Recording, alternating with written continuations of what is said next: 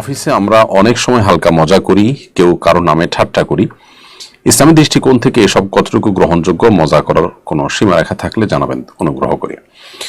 দেখুন প্রিয় দর্শক, প্রথমত রসিকতা করা এটা মৌলিকভাবে কোনো দোষের বিষয় নয়। আমাদের প্রিয় নবী সাল্লাল্লাহু আলাইহি সাল্লাম রসিকতা এবং মজা করেছেন নিজের সহচরদের সঙ্গে, পরিচিত লোকদের সঙ্গে, পরিবারের সাথে, এবং তার সে রসিকতা, তার সে মজা করা সাহাবীদের সাথে এটাকে তারা এনজয় করেছেন।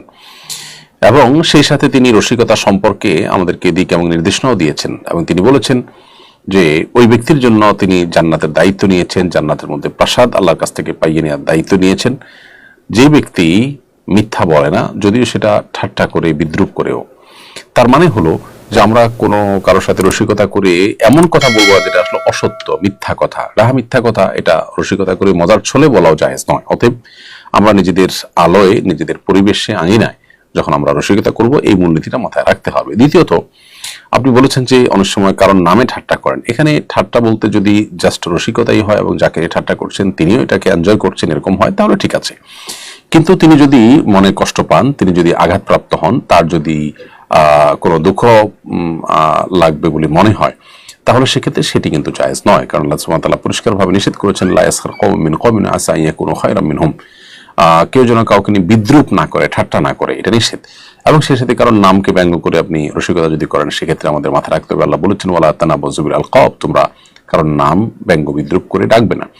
তো এই বিষয়গুলো আমাদেরকে মাথায় রাখতে হবে। এছাড়া আপনি যদি কাউকে নাম ধরে ডাকেন, নামকে একটু এদিক সেদিক করে বলেন, এটাকে তিনিও এনজয় করছেন, এটা জাস্ট রসিকতার ছলে, এবং তিনিও সেভাবেই নিচ্ছেন, তাকে তাচ্ছিল্য করবার জন্য, অথবা তিনি মনে কষ্ট পাবেন সেরকম ভাবে আপনি যদি না বলে থাকেন, তাহলে ইনশাআল্লাহ এগুলো জায়েজ রয়েছে।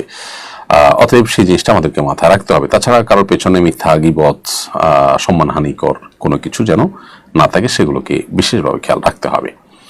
আবার রসিকতা করতে গিয়ে কাউকে আপনি অনেক বেশি ভীত সন্ত্রস্ত করে ফেলেছেন, ভয় দেখিয়ে ফেলেছেন, হালকা পাতলার মধ্যে হতে পারে, বাট সিরিয়াস মোডে তিনি অনেক বেশি ভয় পেয়ে গেছেন, ভড়কে গেছেন, এরকম পরিস্থিতি তৈরি হওয়ার মতো রসিকতা কিন্তু জায়েজ নেই। সাহাবীদের কেউ কেউ এরকম করলে নবী সাল্লাল্লাহু আলাইহি ওয়াসাল্লাম সেটাকে সতর্ক করেছেন। এর ফলে একজন দুর্বল হার্টের রোগী অসুস্থ হয়ে পড়তে পারেন, দুর্ঘটনা ঘটতে পারে। সবচেয়ে বড় কথা হলো যে কাউকে ভয় দেখানো এটা মৌলিকভাবে জায়েজ নয়। অতএব এই মূলনীতিগুলো মাথায় রেখে আমরা রসিকতা করতে পারি।